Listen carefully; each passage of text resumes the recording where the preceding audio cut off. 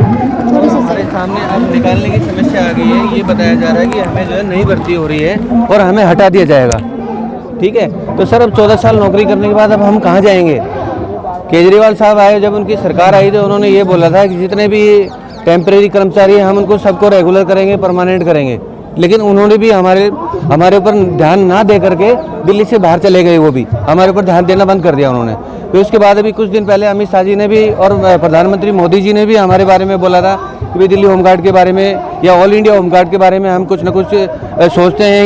ये कम से कम 75 सालों से हमारी संस्था बनी हुई है और ये CISF, SSB वगैरह जितनी भी फोर्स हैं ये सब हमारे बाद की बनी हुई फोर्स हैं। तो ये सेंटर, ये केंद्र और राज्य सरकारें, जब हम केंद्र से कुछ कहते हैं तो ये कहते हैं आप राज्य सरकार के पास जाइए। राज्य सरकार से अपनी मांगे मानने के लिए बोलते हैं तो वो कहते हैं केंद्र सरकार के पास जाइए। तो इनका इधर उधर चक्कर कटवाने से हम लोगों की ज़िंदगी खराब होती जा रही है। अब हम इस अवस्था में जा कर के अब हमारे बच्चे बड़े हो गए हैं, हम कैसे ब्याह शादियाँ करेंगे, कैसे अपना परिवार चलाएँगे?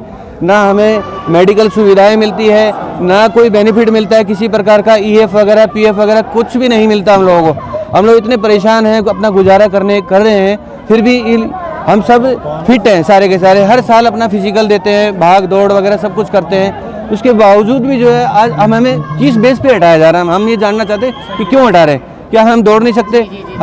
हम दौड़ सकते हैं, भाग सकते हैं, हम बिल्कुल यंग हैं, फिर भी इसके बाद क्यों हटाने की बात करते हैं? ऐसे ही नहीं हटा दिया जा रहा आपको, ऐसे ही नहीं हटा दिया जा रहा होगा आपको, कुछ गाइडलाइंस होगी गवर्नमेंट की। सर ये कह रहे हैं कि आपके ऊपर कोई एक्ट लगा हुआ है। वो कौन सा एक्ट है? पूछिए आप सरकार, वो यही तो बात है ना सर। बॉम्बे कोई बॉम्बे एक्ट है, मोरारजी देसाई साहब ने कभी बनाया था बॉम्बे एक्ट के नाम से। उसकी प्रति हमारी भर्ती करी जाती है, लेकिन जब सरकार को जरूरत होती है तब तो वो हमें रख लेती है। कहते 3 साल के लिए रखेंगे, फिर 3 के बाद 2 हो गया, 2 के बाद 1 हो गया, ऐसे करते करते 14 साल हो गए। अब सरकार की मर्जी होती है तब तक तो वो बढ़ा लेती है। आज सरकार की मर्जी खत्म हो गई तो अब हमें हटा देगी क्या? फिर हम कहाँ जाएंगे बताइए? अब हम कहाँ जाएंगे? कोई सुनने वाला नहीं है। ना केजरीवाल साहब सुनते हैं हमारे, ना मोदी साहब सुनते हैं, ना अमित शाह जी सुनते हैं। हम किसके आगे जाएं? क्या हम तो आत्महत्या करने पर मजबूर हो जाएंगे कुछ दिन में अगर हमें हटा दिया गया तो। अब फिर इतनी महंगाई है, और महंगाई है, आप देख ही रहे हो।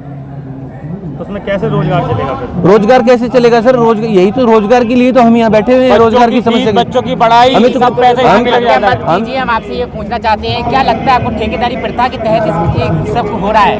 First of all I would like to thank you because आप लोग ही हो जो हमारी आवाज़ को कहीं तक पहुँचा नहीं पहुँचा। बाकी तो जो ठहरी हमारी सरकार तो वो तो बहरी सरकार है। मैं बात करता हूँ जम्मू कश्मीर से, बात करते हैं अपनी स्टेट की। हमारी स्टेट की जो ड्यूटी है वो 9 दिन की है, मात्र 9 दिन की।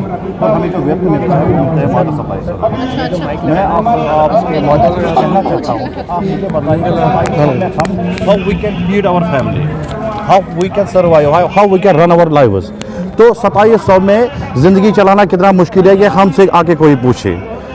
देखिए the cost of touching sky, कीमतें जो है आसमान छू रही है। हमारे यहाँ का इलेक्ट्रिसिटी बिल जो है 1250 आ रहा है और जो गैस सिलेंडर ये इलेक्ट्रिसिटी आ रहा है 920 रुपया और जो ये गैस सिलेंडर LPG है वो उसका है कॉस्ट ऑफ 1250। तो ये 2 चीज़ें हम खरीद सकते हैं 2700 में। बाकी का हमें क्या है, कटोरा लेके भीख मांगना है। हमारी जो स्टेट थी वो पहले स्टेट थी, अब तो स्टेट से हो गई वो यूटी। लेकिन अब भी हम still we are begging for our writers. UT के जो राइटर्स हमें मिलने थे वो अभी तक नहीं मिले हैं। 2014 में मोदी जी ने हमारे साथ एक वादा किया था, हमारे अंदर एक दिया जलाया था, लेकिन उस दिए को बुझाने में उन लोगों ने अब कोई कसर भी नहीं छोड़ी है। हम मोदी साहब से गुजारिश करना चाहते हैं कि हम लोग जो है जम्मू कश्मीर, स्पेशली जम्मू कश्मीर से, कि हम सिक्योरिटी प्रोविजंस में ड्यूटी करते हैं। हमें पता नहीं है कौन सी गोली कहाँ से आएगी और कहाँ छू के जाएगी। उस जगह पे हम ड्यूटी करते हैं जो खून से नहलाई हुई है। वर्दी पहन के हम वहाँ पर ड्यूटी करते हैं और मिलता क्या है, मात्र 2700 रुपया। 2700 रुपये में क्या आता है ये आप सब लोग जानते हो। पुलिस के साथ शाना बशाना हम लोग कंधे से कंधा मिला के ड्यूटी करते हैं। सुबह ड्यूटी हो, यात्रा ड्यूटी हो या इलेक्शन ड्यूटी हो, जो भी ड्यूटी हो हमसे ली जाती है, लेकिन मिलता क्या है। और एक चीज़, हमारे जो जवान बहुत सालों से काम कर रहे थे, हमारे साथ जुड़े थे, पिछले साल उनको निकाला गया।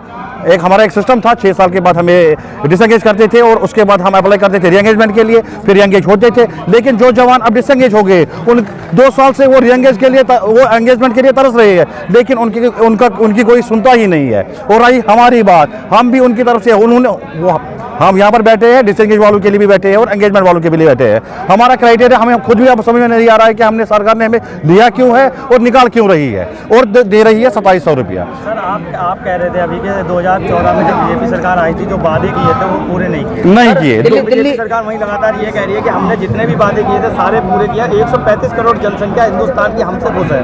देखिए कि आप सब जानते हैं कि 35 जो था आर्टिकल 370 जो था वो तो उन्होंने वो तो टूट गया। आप ठहरे हम यूटी वाले, हमारे साथ एक वादा किया गया था 2014 में कि हम होमगार्ड को पूरा वेतन देंगे as compared to constables, but still आप देखें अगर हमारे साथ वादा किया है अगर वो पूरा होता तो हम यहाँ पर होते।